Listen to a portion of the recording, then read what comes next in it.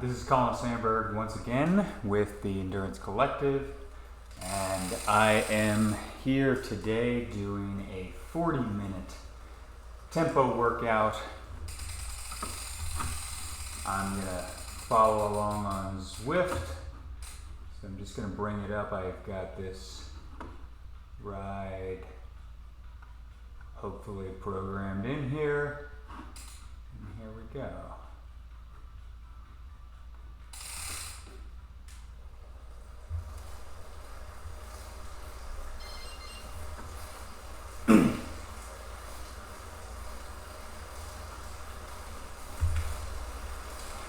So this will just be a 10-minute warm-up, ramp up on here, zone 1, zone 2.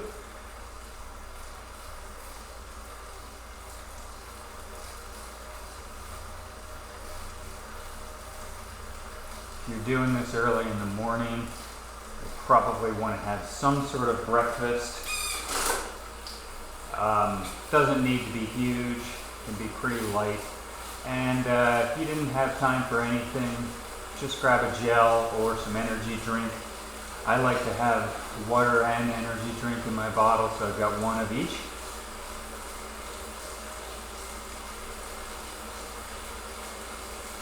Now, if you did not do the 30-minute tempo workout before this, I would suggest starting with that, going in order. We're working up 30, 40, 50, and finally 60 minutes at tempo. This zone is one of those mid-range zones. It is useful for some applications. If you're doing long distance endurance stuff, certainly this is important. Working on efficiency here. For the main set, you're going to want to pay attention to your heart rate. That should not be going above your zone 3 heart rate. Unfortunately for me, my heart rate is not showing up on Zwift. I have it on my computer here. Ordered a new heart rate strap.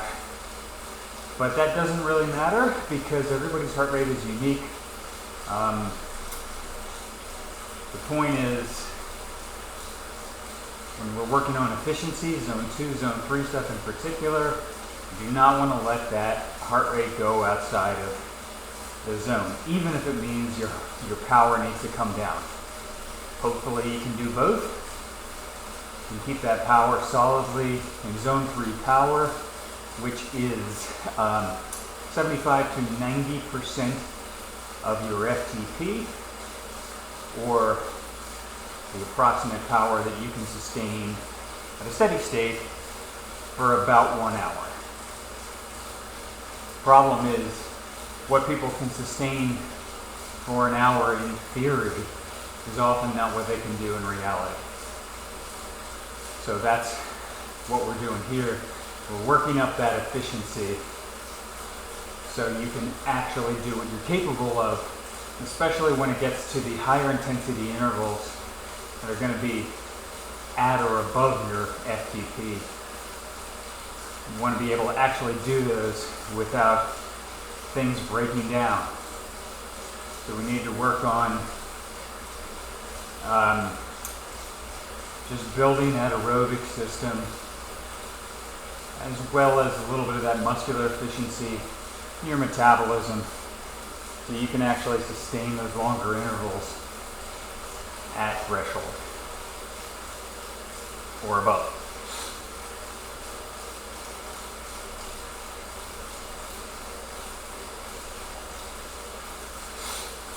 So we're going to start this off with some one-legged drills. We're going to do 3 on each leg, alternating between left leg only, both legs in, right leg only, then left leg only, both legs in, right leg only, both legs in. That's one set. We're going to do 3 of those. Then we're going to do 20 minutes, zone 2 power, changing up the cadence every 5 minutes. A lot of that's just for variety. We're going to do the same thing in the bigger zone 3 set.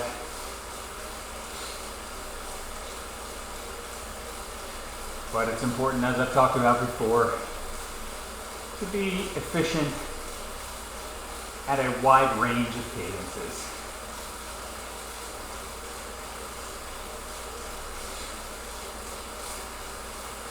After a little bit of warm up here, I'm going to turn on my fans. Can't see them in here, but I've got two fans. One is pointed at my head. One is on the floor. That is a higher powered fan. So if you hear a little bit of extra noise once I turn those on, that's what that is.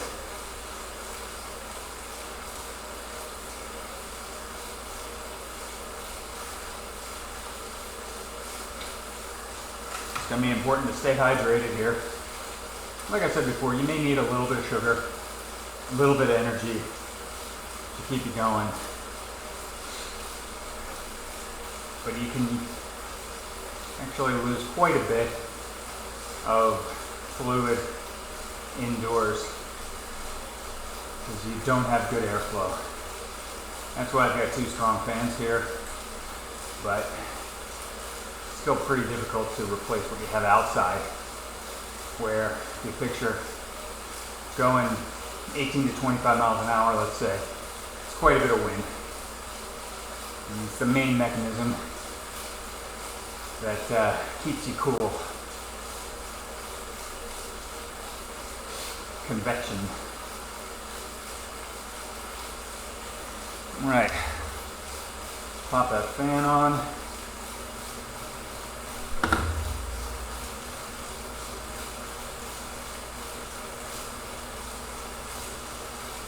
Now I'm going to be doing this workout on Zwift, as you can see, in air mode, which is going to maintain the set power regardless of cadence.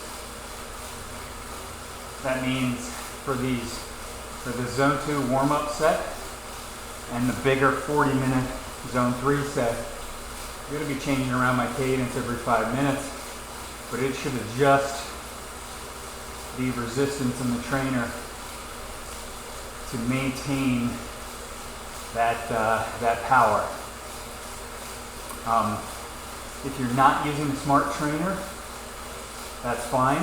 You're just going to have to shift your gears to maintain that power at various RPMs. And it may not be perfect. That's totally fine.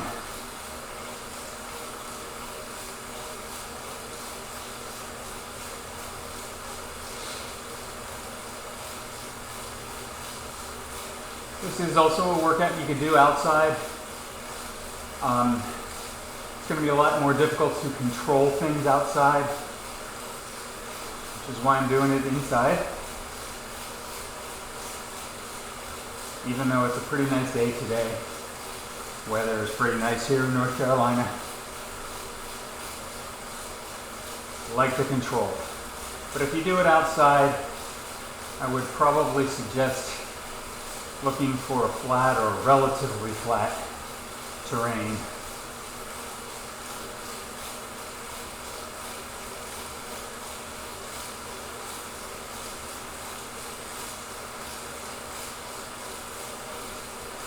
If you don't like hearing my voice, that's fine.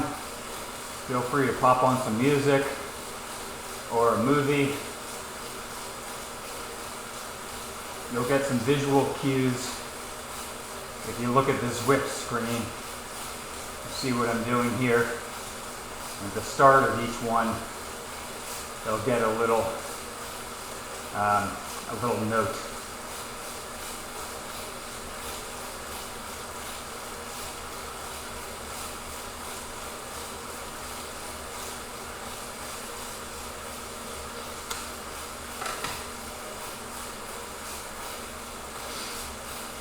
See, I've got a sweat towel here. I think that's a good idea. But if you really notice that you're dripping with sweat, there's a pool of sweat underneath you, that's a sign that probably you need to turn your fan up. And if it is all the way up, and you've still got a pool of sweat underneath you, get a stronger fan. If you're doing this in the winter time and air is cold in your garage or wherever you're doing this, you might even want to get a space heater to warm up the air, because you want to be able to turn those fans on. All right, just a moment here. We're going to be starting the one-legged drills. It's really pretty simple. Just one leg in, low power. We're going to start with the left. You want to make sure your RPM stays the same on both sides. This RPM that you see on Zwift here is not exactly accurate, so don't worry about that. But typically, I want 75 to 90 RPM. But the important thing is that it's the same on both sides. I think that reading is actually half of my RPM for what it's worth.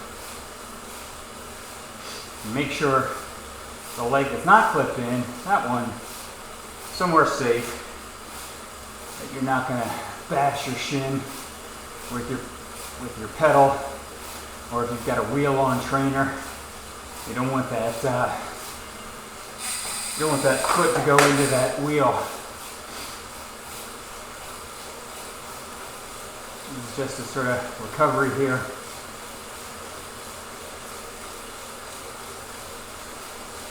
Good to pay attention to which leg feels more difficult and where you feel the stress, where you feel the fatigue.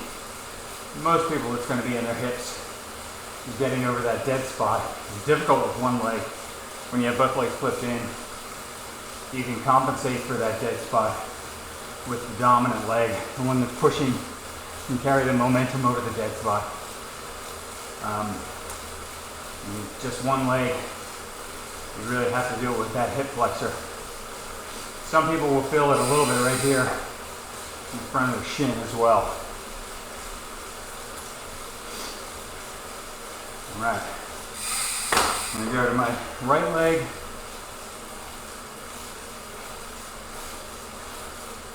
Now for me, my right leg always feels easier, always feels more smooth. I'm a very right side dominant person. My left leg, left arm, left hand always seems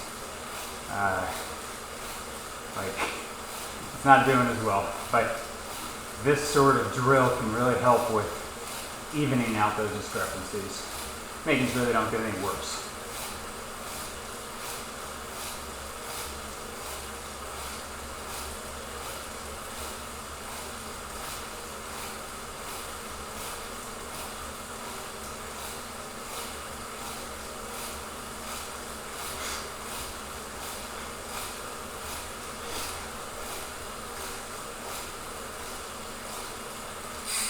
Both legs in.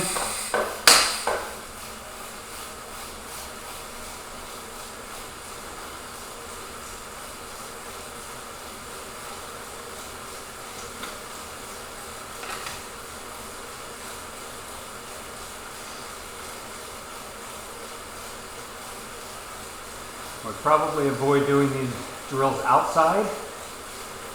Very easy to clip a pedal, which you don't want to do. So, one of the advantages of riding indoors is that you can throw in things like this with no safety implications. Most people find it's more fun to ride outside. Most of us did not become cyclists so we could ride indoors in our garage or wherever you're doing this. But sometimes it's necessary, and sometimes it's helpful because you can do things you can't do so well outside.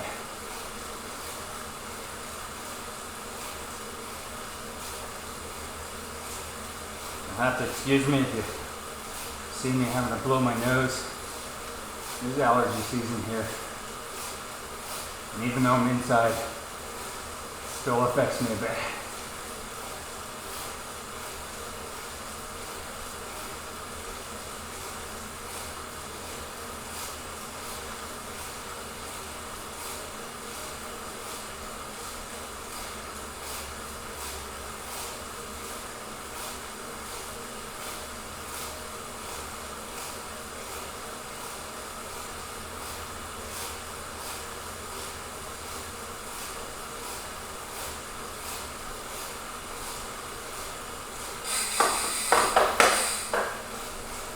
Now, this is a pedaling technique drill. One common misconception is that perfect pedaling means even power all the way around the pedal stroke. That's not exactly true. When you're pushing down on the pedals, that's mainly quad use.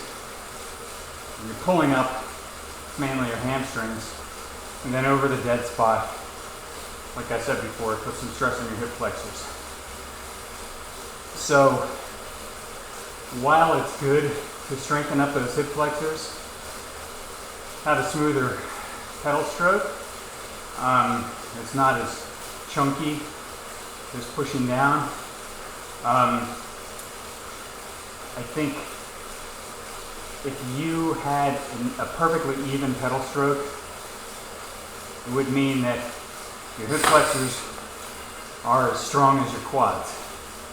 And that's either some really, really strong hip flexors or some weak quads. So the basic idea is let your stronger dominant muscles do their thing.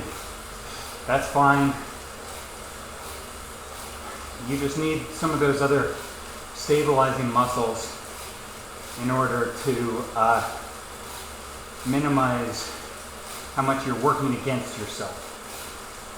And the simple explanation for what that means is that when one leg is pushing down, the other leg, the back leg, you want to get it out of the way so you're not working against yourself, producing power in the opposite direction. We have enough forces working against ourselves, just trying to overcome wind resistance, gravity, rolling resistance, braking force, and drivetrain resistance. You don't need additional force to overcome the negative force that your back leg is producing. Hope that makes sense. Basically, perfect pedaling is not even pedaling through 360 degrees. It's just getting your back leg out of the way, unweighting it. And that does take both coordination and hip flexor strength. The other thing you may find is that as you fatigue, those hip flexors are often the first thing to go. So it can be fairly easy at the beginning of a workout when you're nice and fresh. Do these one-legged drills. Try doing them after some intervals or after a race. You may find it's a little bit more difficult.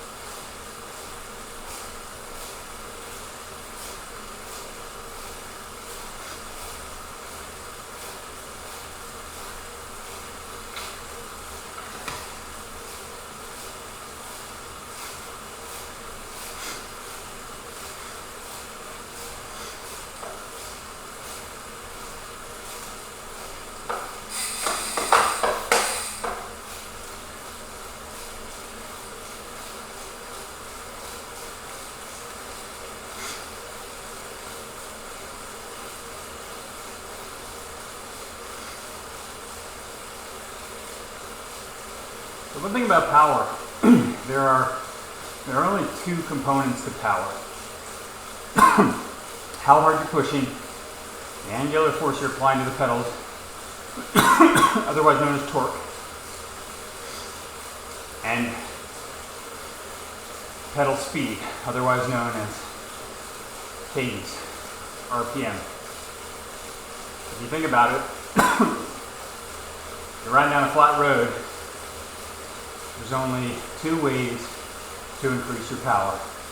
Push harder or spin faster. But they're both very different. They produce the same wattage at any RPM. If you do it at a lower RPM, it is more torque required. So generally your heart rate's going to be lower. Most people are slightly more mechanically efficient, but it's more muscular demand. So there's generally going to be more fatigue there, muscular fatigue. So come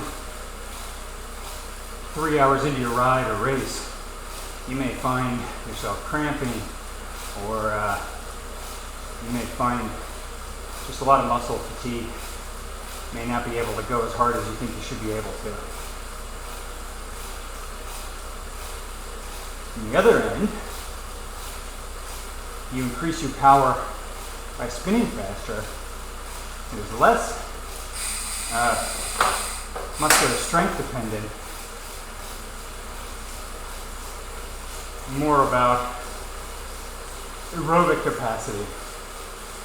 So it's going to be more sustainable over longer periods of time, but generally your breathing rate is going to be higher, heart rate's going to be higher. Also means your fueling requirements are a little bit higher.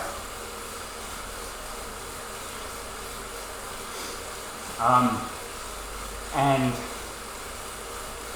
if we look at the upper limits of those, most people have a cadence range where they're most efficient at producing power. And efficiency really starts to fall off after that.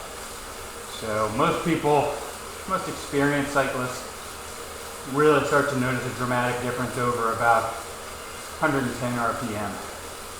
All right, we've got a 5-minute interval, 5-minute recovery interval here before start the zone 2 work. But you can play around with that, doing a fast cadence interval, just nice light gear. And bring up your RPM. Remember, the power should be low. That should not be your determining factor. Bring up that RPM to the point where you start to feel yourself bouncing around on the saddle. Start to feel your butt sort of coming unstuck. Excessive hip movement. Most people, that's a pretty definitive point. Over time, you can raise that point. Doing fast cadence drills as well as one-legged drills and other technique work, not to mention having a proper bike fit.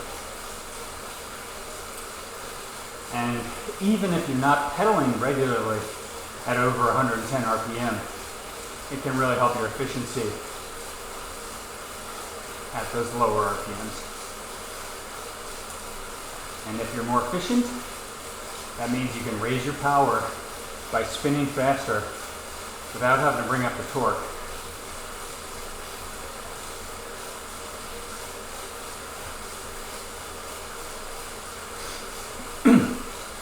Because you try to just raise your power by putting it in bigger and bigger gears. It requires a lot of strength. There's really a limit to that.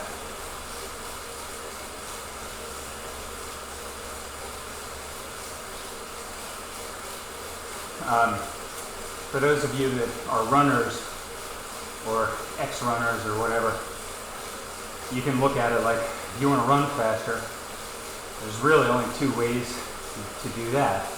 Either increase the length of your stride or your running cadence. If you try to do it just by bounding, increasing the length of your stride, in addition to all of the potential injuries that can come from that, there's a limit. You can only stride so far.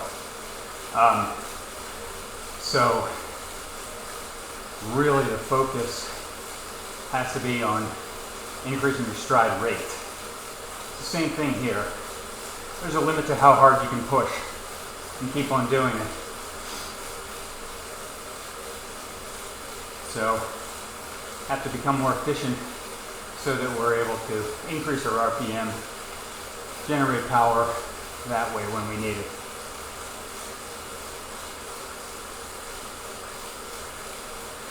And when we do that, we're also increasing the range of cadence where we are able to produce power. It's going to be very beneficial, especially in certain events that require you to be powerful at low RPM and at high RPM.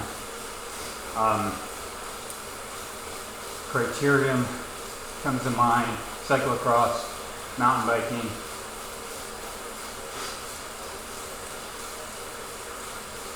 Time trials, especially flat time trials, it's usually a bit easier to lock it in at one cadence, although inevitably there will still be some hills, change in wind speed, direction, turnarounds, turns, things like that. So maybe a small part of the course, but if you're having to, let's say, accelerate out of a 180-degree turn, that requires power in a lower RPM at first. All right. Next part of the warm-up set, 20 minutes of endurance, and we're keeping it the same power here again. You'll see 210 watts for me. My threshold right now, my threshold power is 325, so 210 is 65% of that. But more important than the power here is keeping your heart rate in zone 2, excuse me. So if you start to see that drift into zone 3, try to make yourself more efficient. If that doesn't work, turn up a fan. If that doesn't work, grab a drink of water. And finally, if you have to, bring down your power. So you'll notice my cadence bouncing around a bit here. The cadence sensor here is not a real cadence sensor. It's calculated from a gyroscope and my stages cranks. So it bounces around. I'm trying to keep it right about at 85 RPM, but you'll notice that it does bounce around there.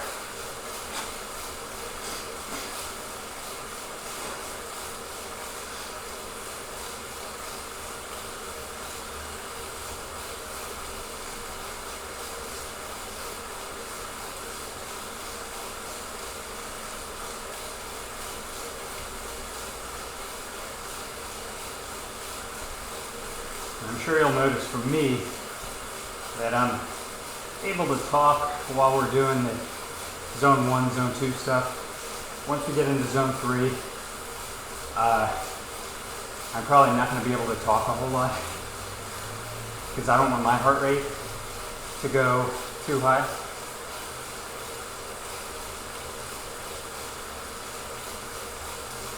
I could do these classes just by talking about what to do.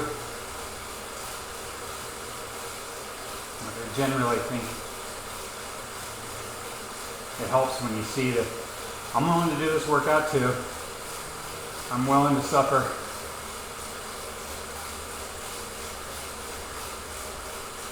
This is not generally considered a super high intensity workout.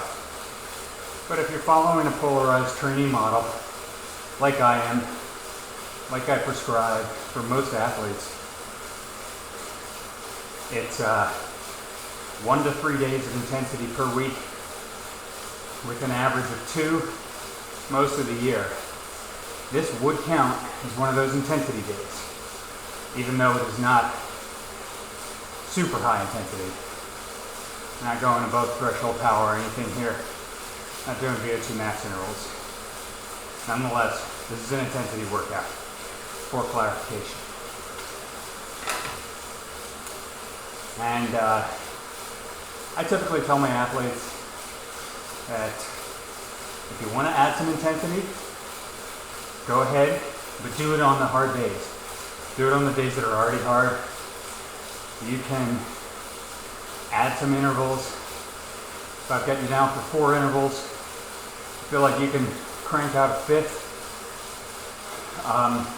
still do it well, execute on it well, go for it. You want to do a local fast group ride or a Zwift race, Zwift group ride, go for it. Do it on your intensity day, and preferably do it after you've done the intervals. Because those intervals are specific to you. Even if you're doing a workout that lots of other people are doing, it is at your specific power and heart rate zone. Versus going to those training races and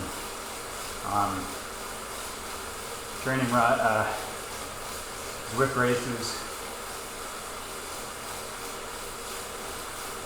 It's high intensity, yes, but it's not personalized. So I tend to think that the more personalized interval sessions are generally more important. Gives you the ability to say, feeling good, gonna go harder today, not feeling as good, and take it easy, maybe cut out an interval.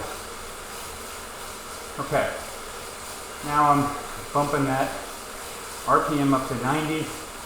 Since I'm using erg mode, my trainer's gonna automatically adjust.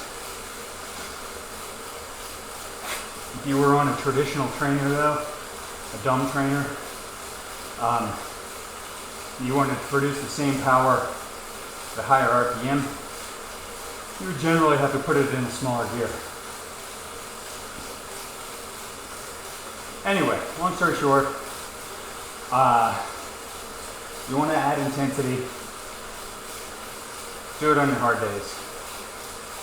You want to add volume, add to your endurance days. So, if you're down for a 3-hour ride, you've got time to do 4, go for it, as long as you can execute on it well. Typically,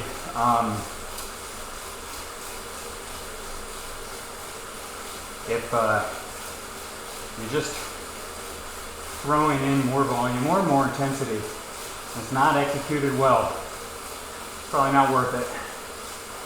You'd rather see fewer intervals and less time done well, and then go home and rest. Get ready for the next day.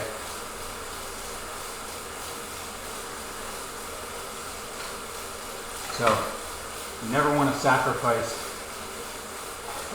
good execution. That's it's a good rule to live by in most of your training. Even when you do things like fasted rides, if by not eating anything, that ride is just kind of crap, it's not worth it.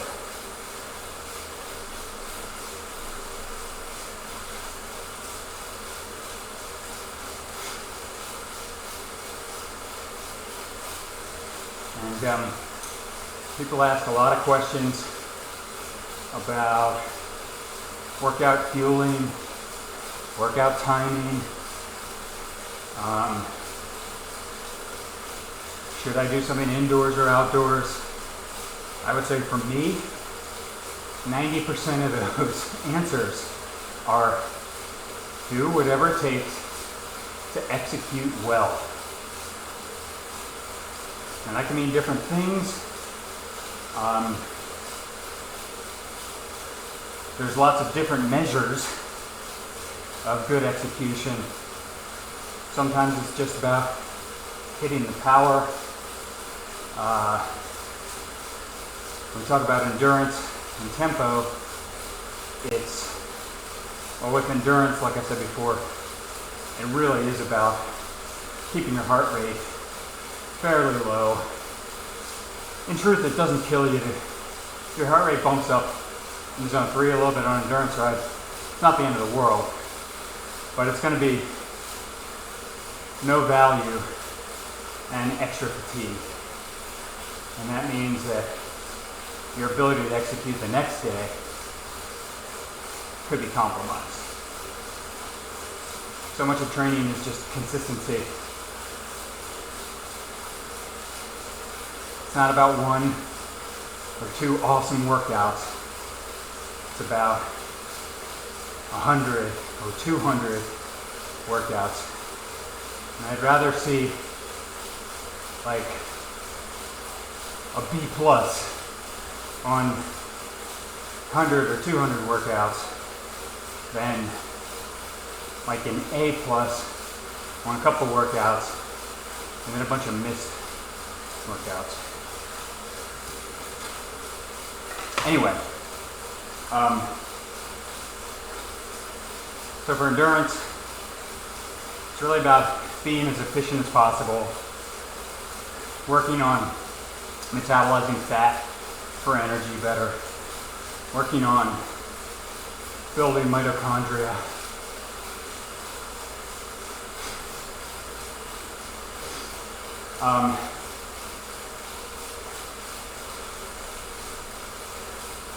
For something like zone 3, which is going to be the main set here, sort of a combination. Use that, all right, bumping up to 95 here.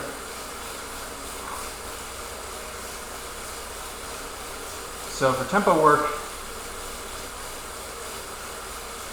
I use the zone 3 heart rate as sort of a ceiling to say, don't go above this.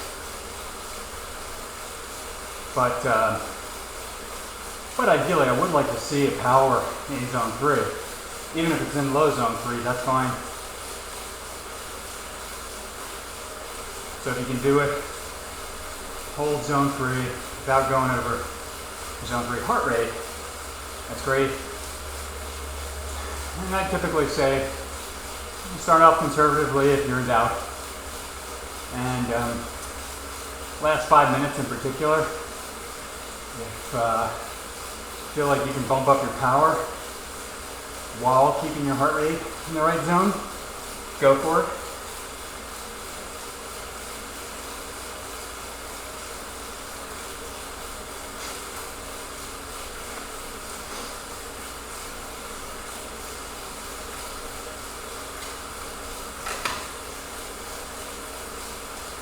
Talking about execution,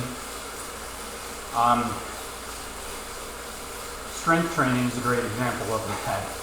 Usually, you see a lot of people doing really poor execution of poor technique or too fast for the strength training exercises.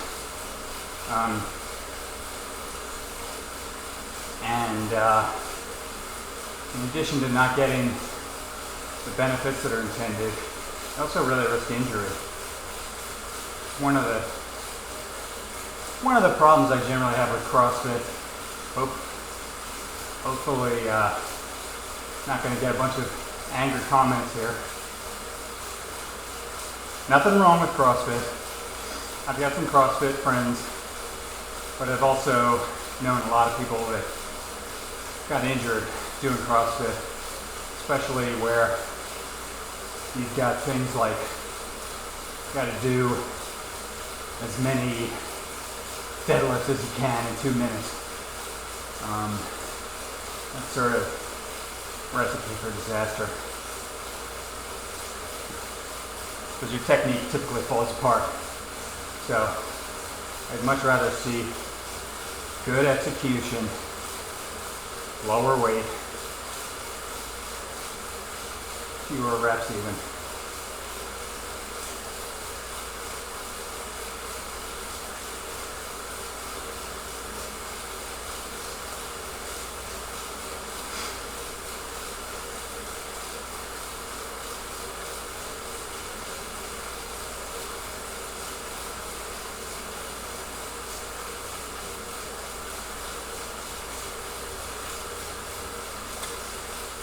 Now when we start to get into the really high intensity intervals,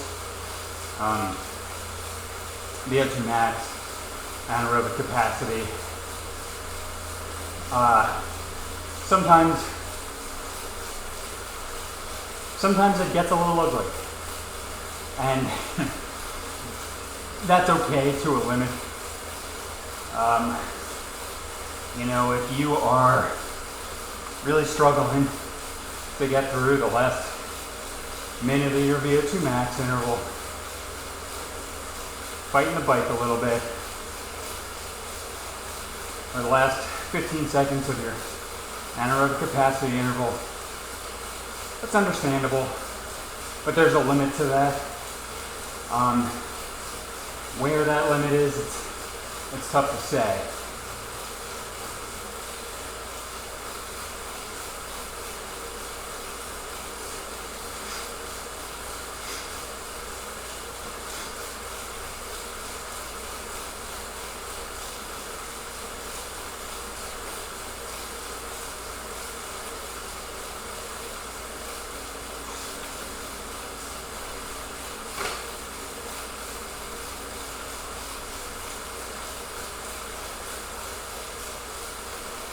Okay, 15 seconds.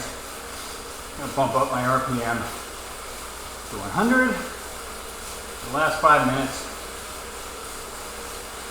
of this endurance interval.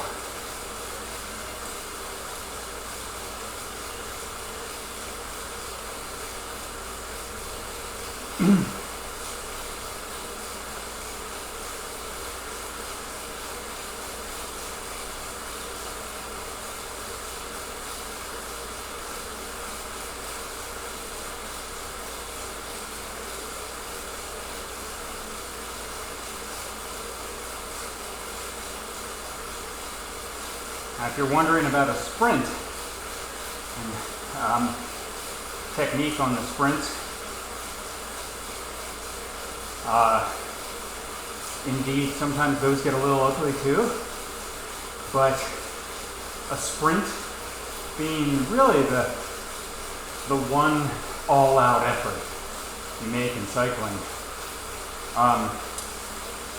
you are applying a lot of torque. And because of that, you do have to have relatively good technique, or you can have some problems. Maybe that's just your front wheel skipping off the ground, or your rear wheel. Maybe it's crashing yourself or somebody else in a sprint. Maybe it's not being able to hold your line, or maybe it's something like pulling a groin. You don't have a whole lot of acute injuries in cycling. Most cycling injuries tend to be chronic, but that's one of the acute ones you can have.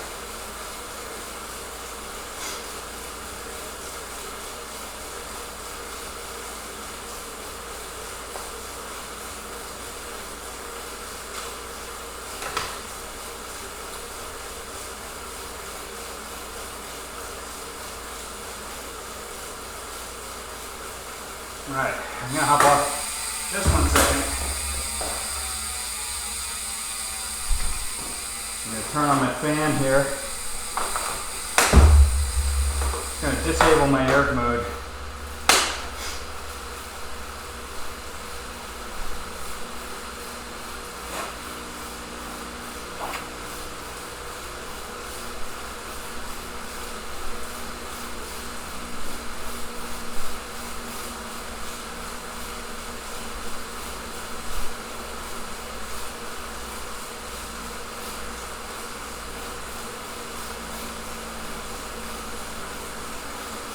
Okay, I'm feeling a little bit better. The air flowing. Hopefully you can still hear me okay.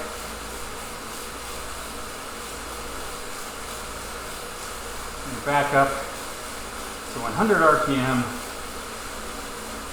We're going to go straight into the 40-minute tempo interval.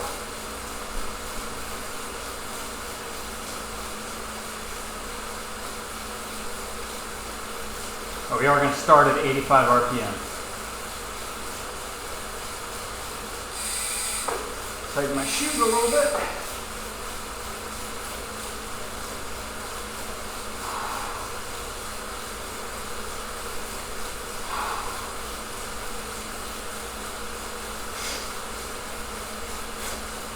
Now, like I said before, I may not be able to talk as much during this one. You just stay focused on riding efficiently, trying to keep my power in zone 3 while keeping my heart rate in zone 3.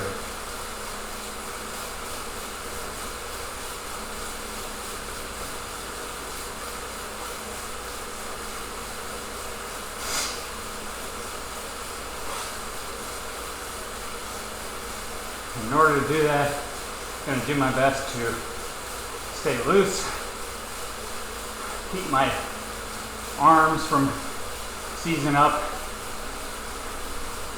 stretch out my back a little bit. If you see me doing this, kind of doing a little cat-cow on the bike. May even stand up occasionally, although I don't typically like to do that during these intervals. It's hard to maintain the power and have to utilize more muscles. So usually your heart rate goes up. Sometimes you gotta stand up, stretch a little bit, get the blood flowing. All right, so right into it here. 85 RPM, zone 3 power, not letting ourselves go up outside of zone 3 heart rate. Most will notice heart rate starts to stabilize after 5 minutes or so. You notice that it's continuing to rise. See if you can get a little more efficient. If you can't, bring that power down.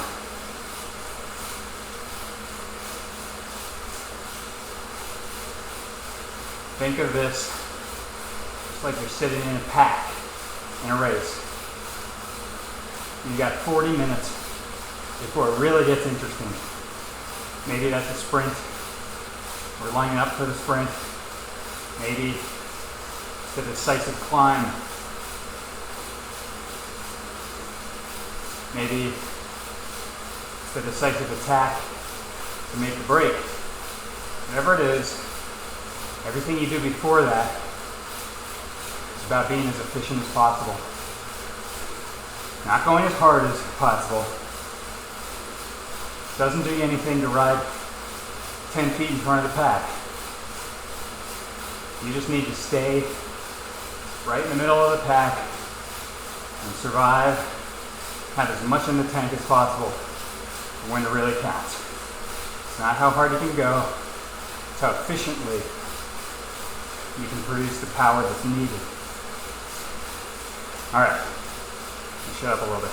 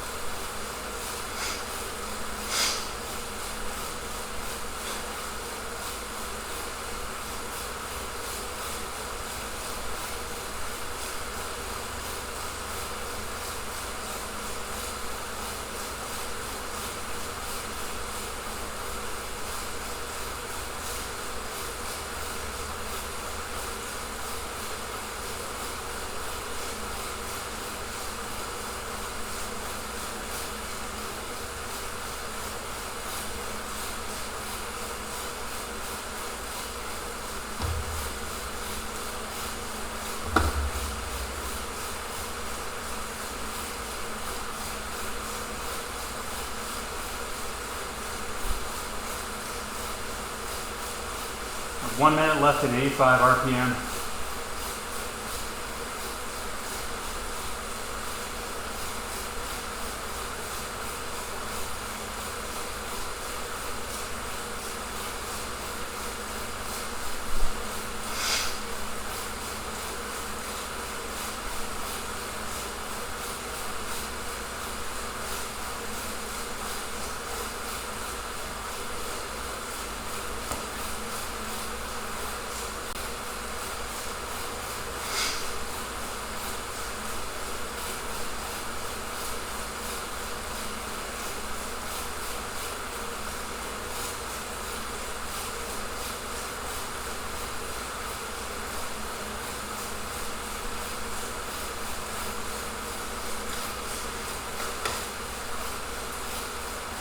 Alright, bumping it up to 90 RPM, same power, zone 3. That said, I have it on erg mode, so I don't need to adjust anything to my cadence.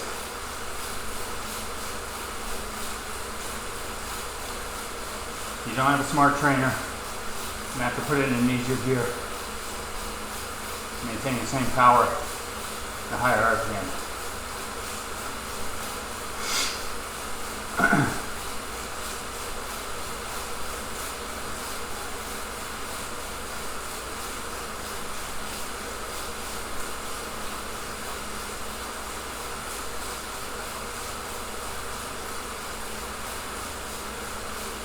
40 minutes can seem like a long time, so don't think about the whole interval.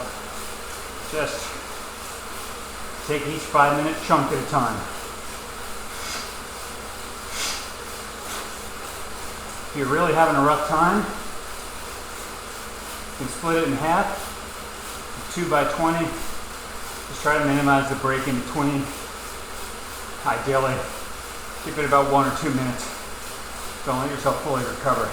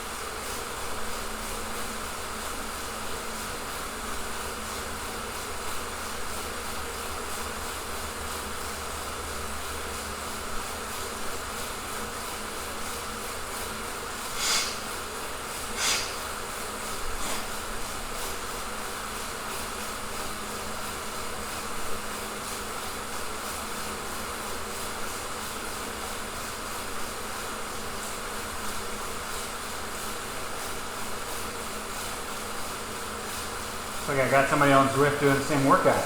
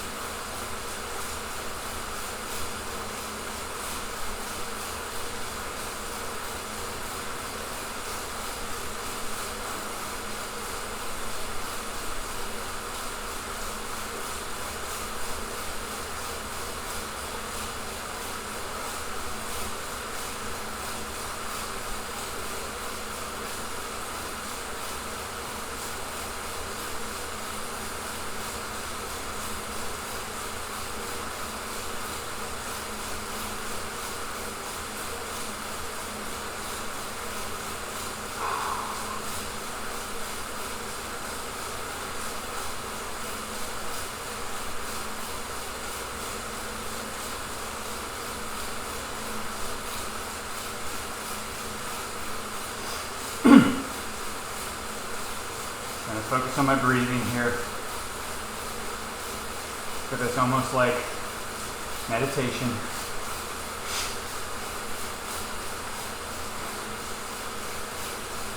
You see me closing my eyes at times, trying to visualize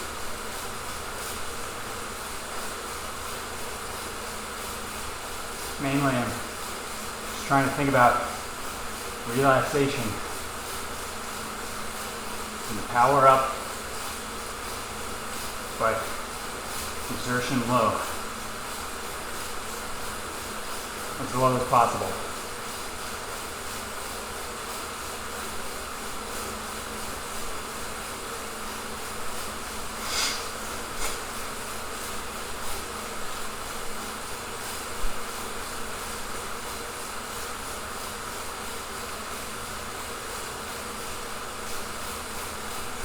All right, open it up to 95 RPM, same power.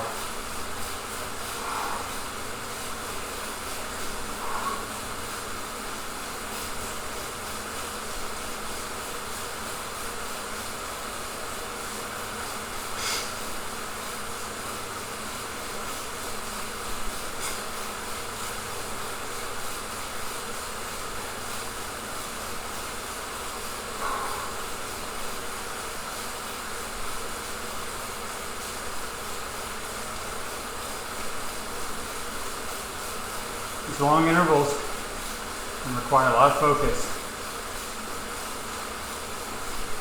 That's challenging, but look at it like that is part of the training too. Learning how to stay focused. You start to suffer, your mind plays tricks on you, trying to get you to slow down. It's a natural survival mechanism. You need to keep your focus up. Try to keep your power and your efficiency up.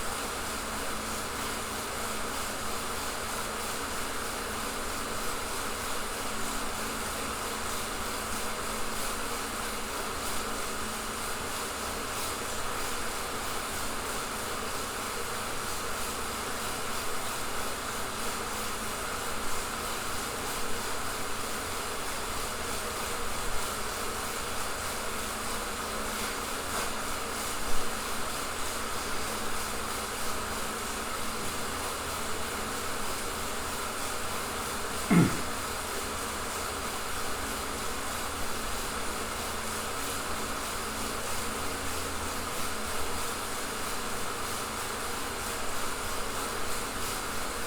I'm bringing it down to 90 again. Same power.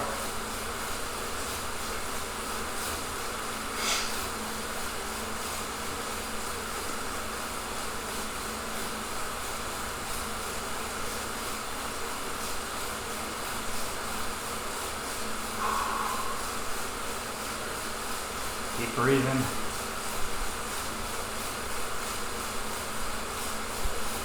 Stay loose.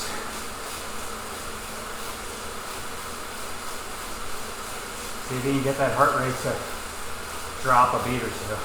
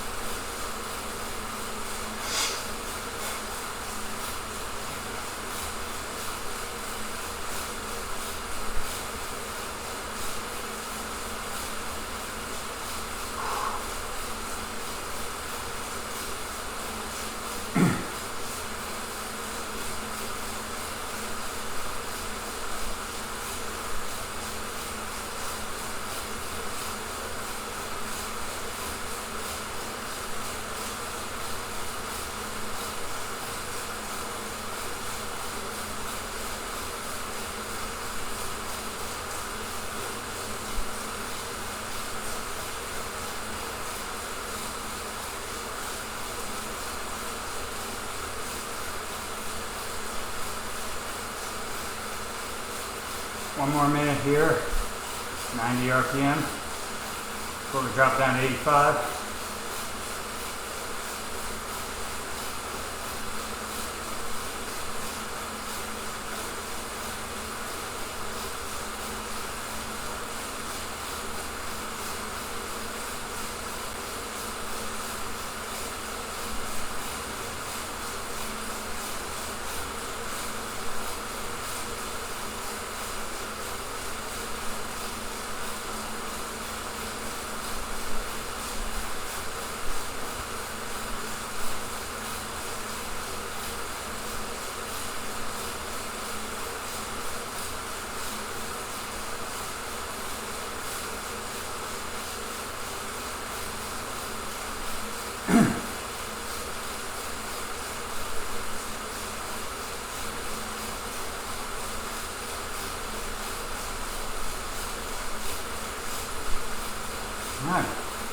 Just like that. We're halfway through our interval. I'm going to stand up here. Try to keep my RPM up. Just stretching out my legs. This is where if you need it, you can hop off for a minute or two. Just pause this. But if you can, keep going.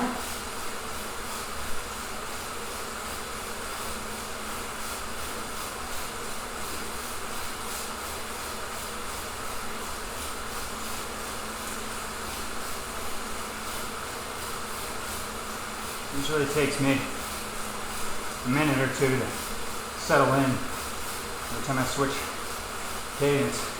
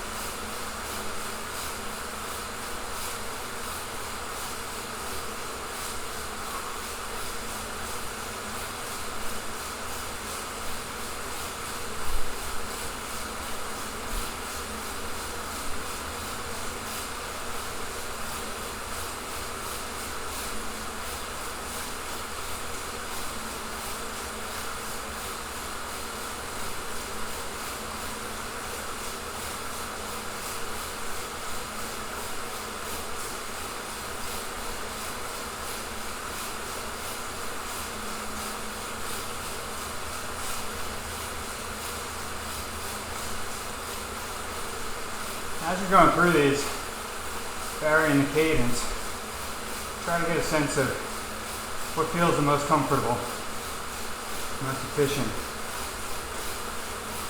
If I just said, choose your own RPM, you got to keep it there the whole time, what would you choose?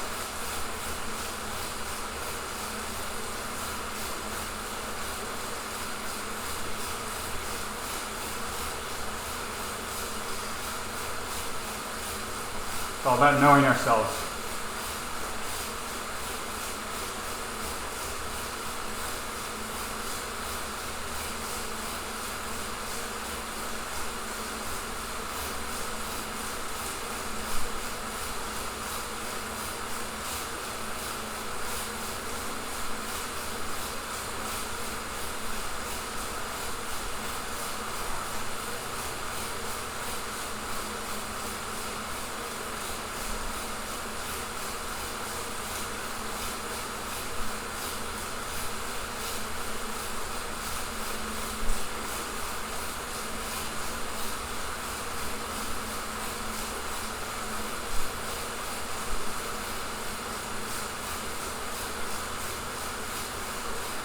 One minute left at 85 RPM,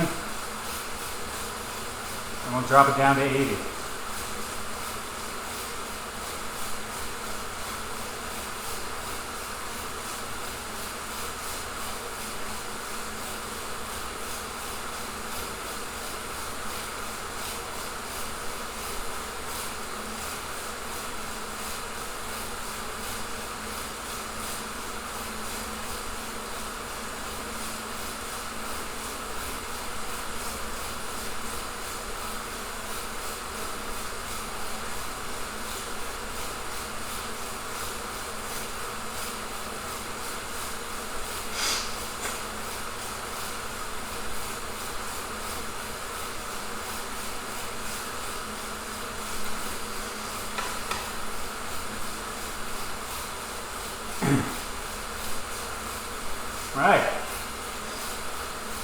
80 RPM, same power.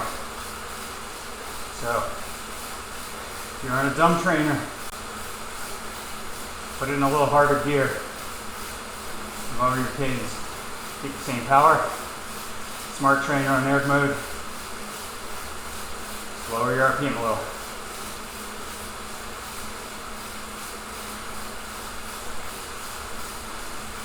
Might have to think a little bit more consciously out those muscle firing patterns. In particular, engaging your glutes.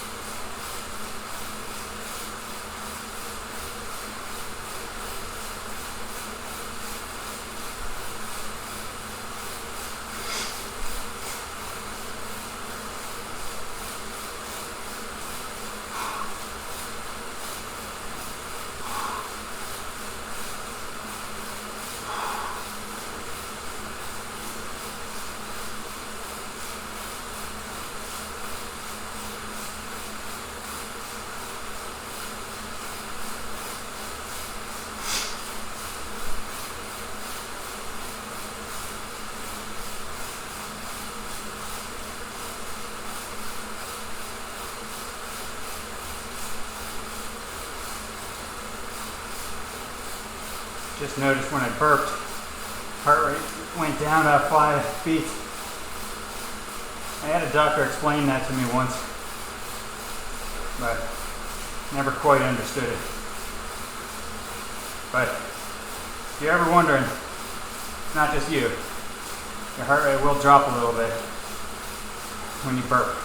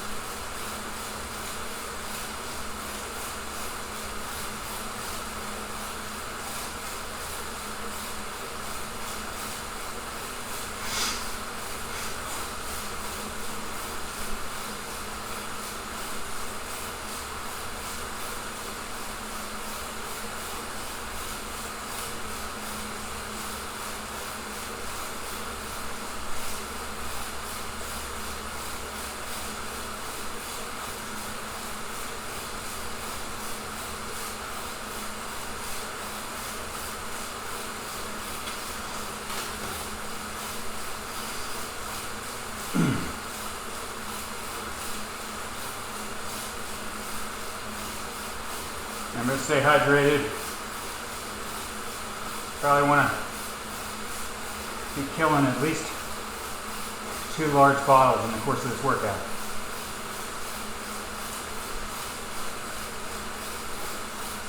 Practice gulping. Train yourself to get more fluid in each sip. So big gulps, not small sips.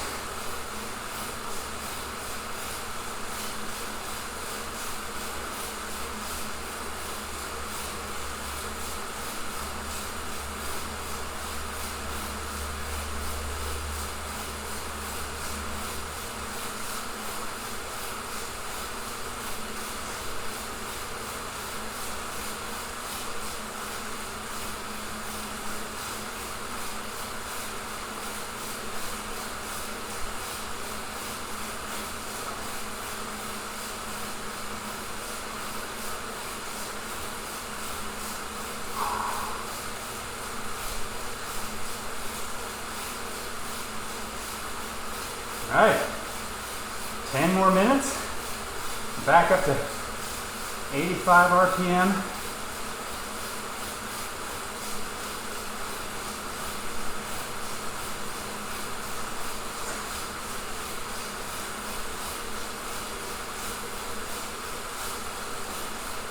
So we're already through 30.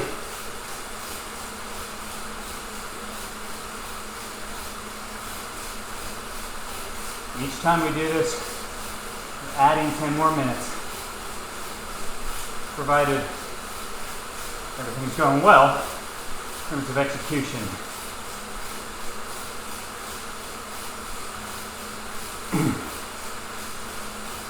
It's not, if you're having trouble making it through, if you're getting really numb in the saddle area, either split it up or get comfortable with doing 30 before you move on.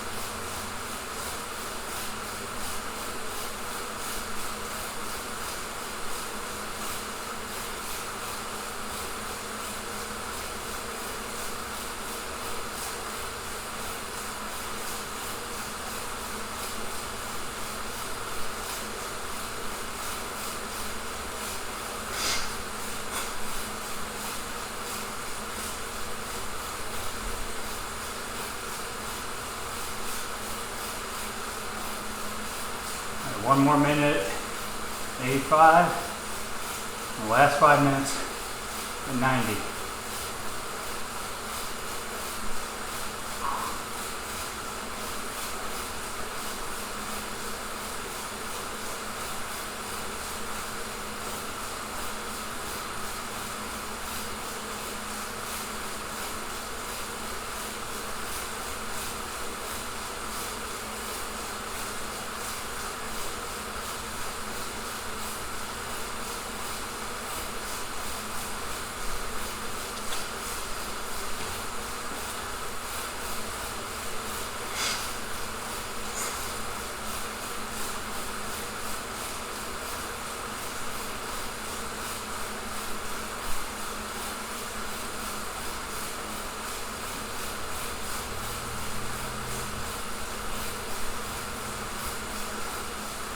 All right, up to 90 RPM.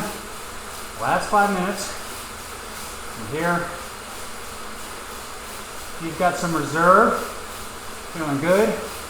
Heart rate's well within side of zone 3. Feel free to bump up your power a little bit. I'm not going to be doing that because I'm right on the edge. My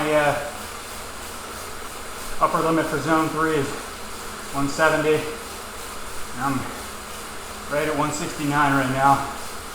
So just going to be trying to hold here.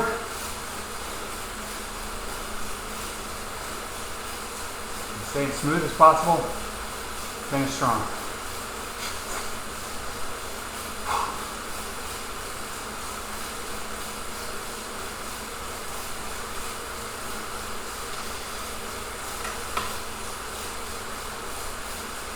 Four more minutes.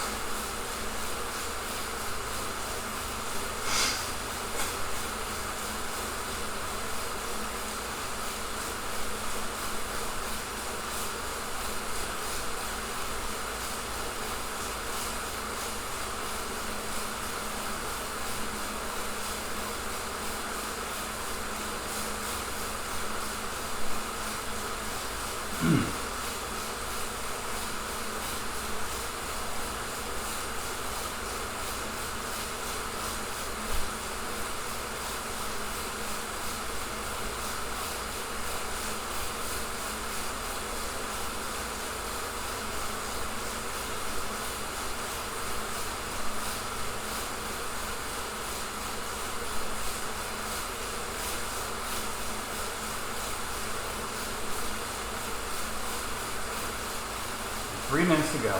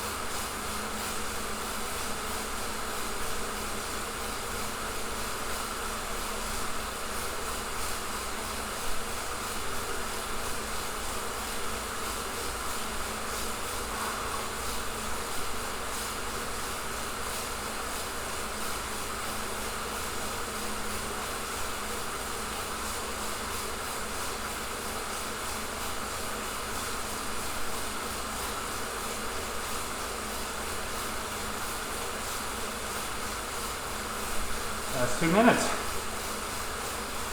Keep it smooth.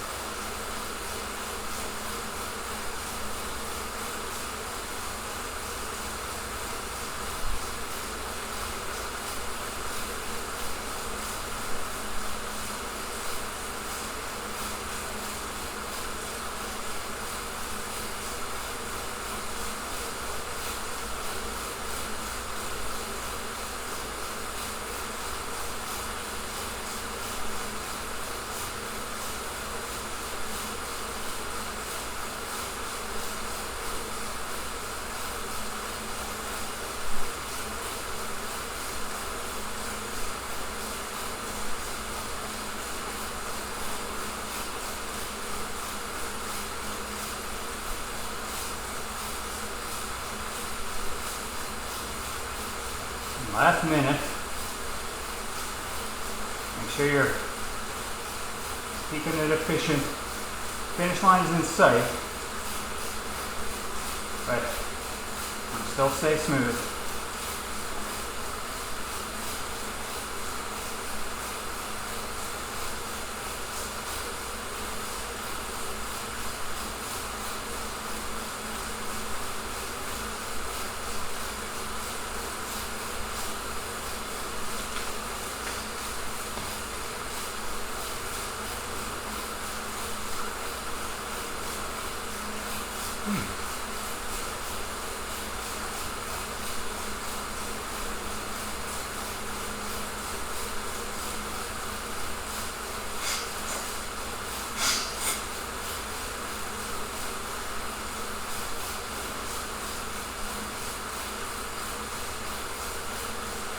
And Good.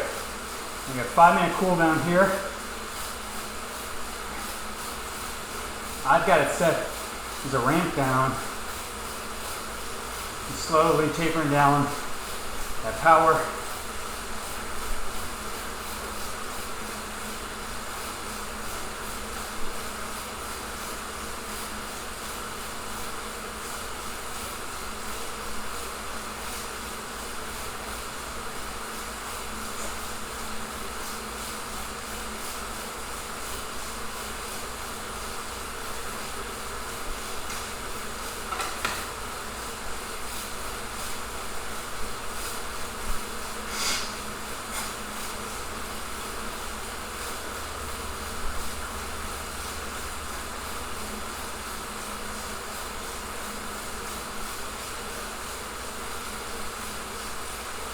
Great effort today. Next time we'll go up to 50 minutes and then 60. In my experience, if you can get through 60 minutes, zone 3 power steady like that, you're going to be able to make it through most races without getting dropped. Unless it's exceptionally difficult terrain. But we're talking 1 hour crit,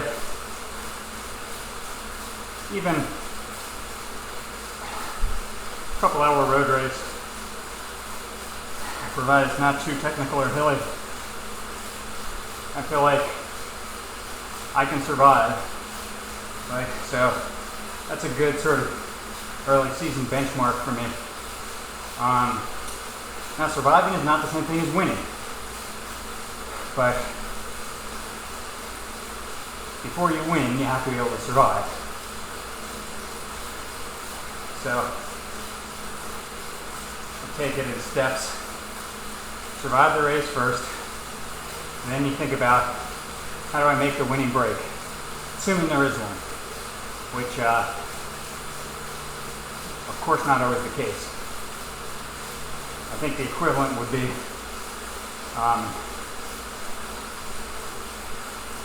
can you put yourself in the right position to sprint? Which means you gotta have a little extra. You gotta be saving something there, either for that move or series of moves gets you in the winning break, that gets you up to the front in order to sprint. Still doesn't mean you're capable of winning. Really, it's 3 steps. Survive is number 1.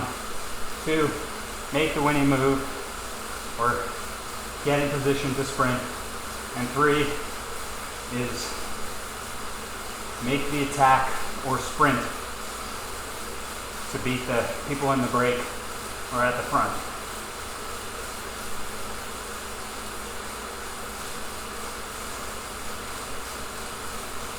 I'm generally of the opinion that when it comes to race strategy, you have to think about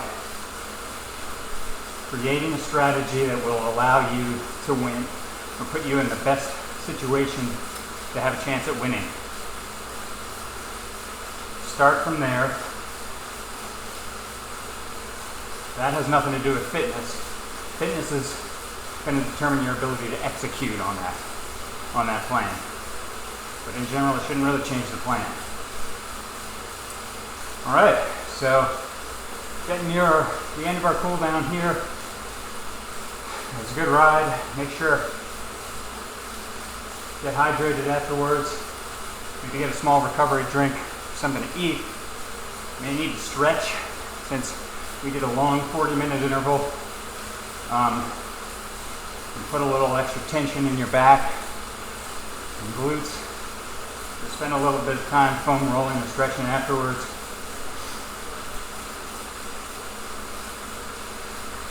And I will see you next time.